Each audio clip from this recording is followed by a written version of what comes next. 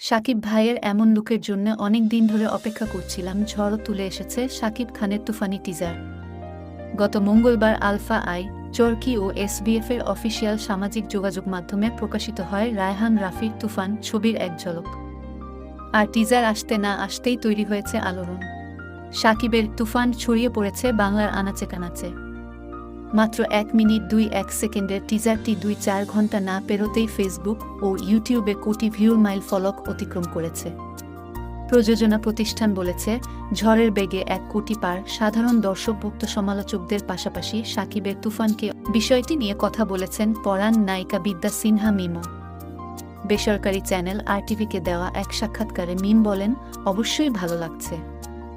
এটাতে তো মনেই হয়নি আমাদের বাংলাদেশের ছবি। আমাদের বাংলাদেশে এ ধরনের একটা ছবি হয়েছে। এটা আমার মনে হয় সবারই একটা ভালো লাগার বিষয়।